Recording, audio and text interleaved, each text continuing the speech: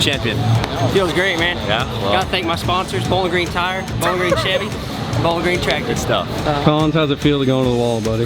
That's first time for everything, you know. little battle wound, nice little burn right there, but we're good. So this was your first appearance here at MV2. I want to know how it feels to be out of the top 8. I think I got put in a bad heat, first of all, with a poor driver in front of me. Next race, I'm letting everyone get ahead, and then I'll just run my quick lap and probably be around 14.4, 14.5, something like that. I think that's a really good strategy. I think as everybody had learning experience out there today, and you know, just going to come back next time strong. And next time, always. That's why I need to treat my downwind side. You know, I'm not going to be able to put it here and have the wind going this way and have it chase down me. It's just bonding and revert itself back to oxygen. Easier to do that. Pretty much all the as far as I know, your string lengths are going to be listed. Guys is at 28.5. RX1 is at 29. My other RX1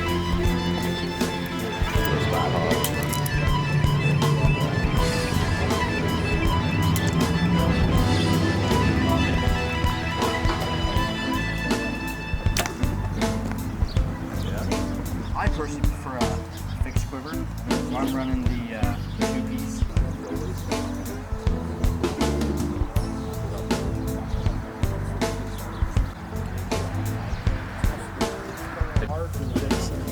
Alrighty.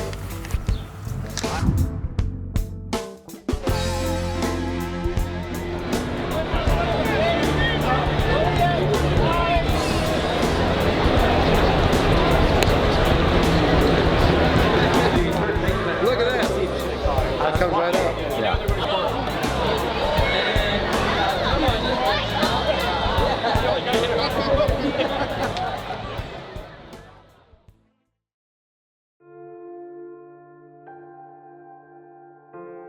Realtree's Midwest Whitetail is brought to you by RTP Outdoors, Redneck Blinds, Hoyman Tree Saws, Cuddyback, Ozonics, Nikon, Easton Arrows, America's Best Bowstrings, Viking Solutions, Spot Hog Releases, Cabela's, Hoyt, Frigid Forage, Fuse, Grizzly Coolers, Drake Non-Typical, Wasp Archery, and Realtree Edge. Hunt with an edge. well, obviously it's my first year with Midwest Whitetail, so that was my first time at the annual summer meeting. But I will say that, you know, that just reinforces the feeling I got coming here. And you know, that meeting was about bringing all the pro staff together with all the sponsor reps and just getting everybody together, you know, that kind of camaraderie we feel in deer season, and kind of feeling that now in the off season going forward and getting a plan laid out for the upcoming year and, you know, this fall. So it just felt good to be in that atmosphere and kind of get everybody excited about the upcoming season and what's to come this year for us at Midwest Whitetail. So here we are now, it's June 16th, about a week later after the summer meeting, and we're down here on one of the farms in southern Iowa just doing some general maintenance stuff, checking our redneck feeders, checking out the beans, looking at the corn, just riding around for a nice afternoon and just getting out on the farm. It got me thinking about something that most people may not be thinking about right now, and you know, that's just your overall herd health in this time of the year. You know, some of it's going to apply more specifically to those larger properties, but if you're working with a small property, you know, you can still do your part. You're still maintaining deer that are part of a larger picture. 3 things that come to mind that influence that larger picture are nutrition, age, and genetics. For me, my mind always goes to nutrition first, because if you're not raising healthy deer, if the food's not there, if the mineral's not there, that supplement isn't in that diet, you know, ultimately you have lower conception rates in the fall, you have poor quality health of your does in the summer as they're nursing those fawns, and again, ultimately affecting the fawn health. You may not be maximizing the potential in your antler growth if the nutrition's not there. So think about what that means on a larger scale, not just in your hunting property. Of those 3 elements, that nutrition factor I would have to say is the limiting factor in what you see in your herd. If that nutrition's not there properly, you're not going to release the maximum genetic potential. And the only way to maximize that genetic potential is by providing proper nutrition at all times of the year. Right now is most important because of things like EHD. That fermented feed underneath that feeder or at your mineral site, you know, that's going to harbor a lot of bacteria. It's just going to attract those flies. So keep your feed sites clean, move your feeder around a little bit, you know, just to spread out some of that waste. That all contributes to the health of those bucks and that antler development this time of the year. And of course those minerals are also important. Zinc, magnesium, potassium, calcium, phosphorus, all that stuff that are in your mineral blocks and your mineral mixtures. You know, those are really important this time of the year, especially for your does, you know, as well as the bucks. When it comes to how nutrition can affect your age class in your deer herd, think about it like this. If your does aren't healthy when they're bred, they're going to have lower conception rates. If there's lower conception rates, you're going to see a smaller fawn crop. You're going to have lower recruitment that following spring. You're not going to have a complete lack of fawns that following year, but you're going to see a lower number of yearlings the next year as a result of that. So what does it mean when that generation gets to your targeted harvest age? You're going to see a lack of mature deer that year as a result of what happened 3 or 4 or 5 or 6 years previous because of poor health. So when it comes to those 3 things, obviously you can break those down into their different components based on your management goals, and you should, because everybody's got a different goal depending on where you're at in the country and, you know, what you can expect to call a mature deer. You know, you can only work with what you got. That's why your genetics come into play. You can't change that. So do as much as you can to maximize that genetic potential that's there no matter what it is. And when it comes to population dynamics, keep in mind there's only 4 factors that influence that: birth, death, immigration, and emigration. Ultimately, you have a little bit of control over only 2 of those things. You can control what dies by deciding what you harvest and how old they are, and you can help influence the birth rates with herd health and having those healthy does at the time of conception.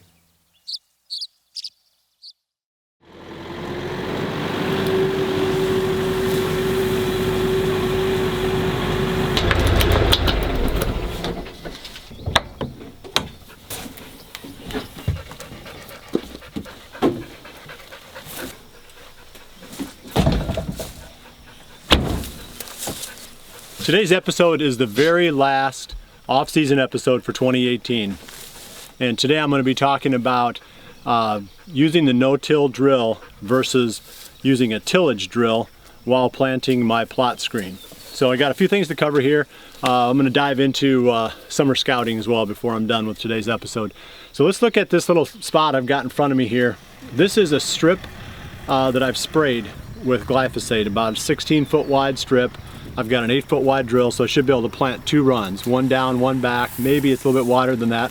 Might have to run, make 3 runs, but it's about 200 yards long, and like I said, about 16 feet wide. So this is actually going to be, when it grows up nice and tall, it's going to be a wall that I can walk behind when I go down to this redneck blind to hunt in the fall.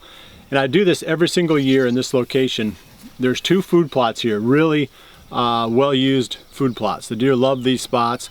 So it's tricky to get in and out of here. Like first thing in the morning, if you're coming in to hunt this, the deer can be out in those fields and they can see you coming and going. And of course in the evening when you go to leave, the deer can be out. And you really don't want to be bumping deer anywhere near a spot that you're hunting. So these plot screen visual barriers become a big part of the hunting strategy here on the farm. I'm using the RTP Genesis drill. And last year when I planted this, I sprayed it and then tilled it up and then hand broadcast the seed and then waited for the rain. Unfortunately, last year, if you remember, it was really dry and it didn't rain. It went a really long time and this visual screen never really materialized. It started to grow and it got about 5 or 6 feet tall, but it just didn't really reach its potential. So this year I'm going to take a different approach. I'm going to use the no-till aspect of the RTP Genesis, so I can put the seed right down into this. I've already sprayed it, got a good kill, so now I don't have to disturb the soil, bring up all that moisture, dry all that soil out, and then wait for the rain in order for the seed to germinate. I can just put that seed right down into that moist seed bed. We had rain a couple of days ago, so I'm sure there's enough moisture down there right now to germinate these seeds. So I'm not having to wait. It may be 2 weeks before it rains again, maybe it's going to be a month, who knows. But by using the no-till aspect, using the RTP Genesis, the no-till drill, I can take advantage of the soil moisture that's already there. So it's a key thing, and I've talked about it quite a bit over the years, the value of using no-till versus full tillage. So that's the plan for today. I'm going to show you, the whole process here of putting the seed in, and hopefully when we come back in October and I'm hunting this location, I'll be sneaking in behind this 10-foot tall high wall of plot screen to get to my blind. Plot screen is a blend of Egyptian wheat and several different sorghums. The intent is to grow thick and tall. So you get a screen that's about 10 feet tall when it fully matures, 8 to 10 feet tall. And it is so thick that on the 16-footer that I'm planting, the deer won't be able to see through it. So you can either grow it for screening yourself as you're going to and from tree stands or ground blinds, or to actually screen a food plot from, say, for privacy purposes, either from a neighboring property or from a roadway. It's ideal to plant it now. It does well in hot conditions. It does not need to be planted in the spring. Right now is perfect, late spring, early summer. So take advantage of any rains that you've got and grab some of the plot screen and build yourself a little privacy fence.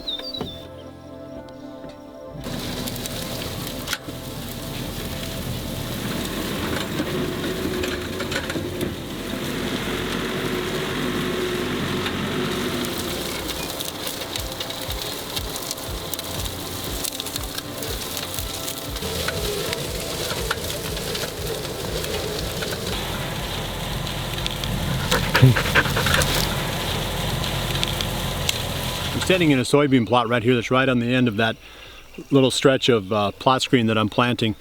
I put this in with the Genesis no-till drill about 3.5 weeks ago, and I think we've had 2 rains since. And you can see, we're going to give you a little bit better look at this, but I got a really nice solid stand of beans. Couldn't be happier. I mean, this is going to be a food plot here, but I actually planted 93 acres on the farm this year with that little 8-foot drill. I planted all of the food plots and all of the commercial ag fields on the farm. So it's not so much only for planting food plots. That 8-footer with that wheel kit, that tow kit, does a really nice job even with that small tractor of allowing me to cover a lot more ground. The only thing that I still have to do with my plot screen is get some fertilizer on it. And plot screen really likes nitrogen. The plants grow fast and they grow big, so they need a lot of fuel. But I don't want to put the nitrogen down now because it tends to be pretty unstable. And it evaporates quickly and easily, and you want to put that on the ground as close to a rain as you can. So I'm going to watch the forecast. And as soon as I know I've got a rain coming, then I'm going to go ahead and put my nitrogen down on my plot screen plot. So that covers all my spring and summer or early summer projects here on the farm. Next I want to talk about summer scouting. And there's a misconception with summer scouting. People get frustrated, and I know I have over the years too, where I've found specific bucks that I was really excited about, and then I come back again in the fall and try to find that deer back again to hunt him, and he's nowhere to be found. It's sort of you get your hopes up and then they get dashed when the season actually arrives. So just keep in mind that there are some bucks that have a separate summer range and a separate fall range. In fact, I don't know what percentage it is, but I'll bet you it's at least half, if not more, of the bucks have a different fall and summer range. And they usually make that transition, they always make that transition at the time when they shed their velvet, they break up their bachelor groups, and then they disperse out into their fall ranges. So you can have a lot of fun scouting during the summer. You're going to see a lot of deer the last part of July, the first part of August. In fact, I don't know of any other time of the year where you can see more big bucks out in the open than you can the first week of August, even compared to the rut. So it can be a blast. I definitely recommend getting out and doing it, but just be careful that you don't put too much emphasis on what you learn this summer, because these bucks may not be living in the same place in the fall. My serious scouting starts about the 5th to the 10th, roughly, of September. For sure by the middle of September, the bucks have started to filter out into their fall ranges. And then you're going to start finding them in the same places where you'll be able to hunt them that fall. So keep that in mind. We're looking forward to getting out and doing some summer scouting. I'm going to post the videos of any bucks that I find on my daily video blog, and I know the other guys are going to do that too. So on YouTube, that means going to Midwest Whitetail Daily, It's a different channel that we've got for our daily blogs. And on the website, obviously, you can come right back to the site and you can find the daily video blogs right there. So keep checking back, and sometime in July, we'll probably start posting some really nice videos of some of the bucks that we're finding. Well, that's it for the Midwest Whitetail off season. It's going to be 2 more months. We always take 2 months off during this time of the year where we just kind of regroup and get ready for the fall. So we're not going to have another Midwest Whitetail weekly show until about the 3rd week of August. So keep checking back, right around that time frame, and you'll start to find us firing these things back up again with the next season. So then we're going to be picking the bucks, we're going to be hunting, patterning specific deer, getting into some final strategy and some final preparation for the season. It's always an exciting time. Well, I appreciate you joining me. We'll see you right back here again in 2 months for the next episode of Midwest Whitetail. And remember to always dream big.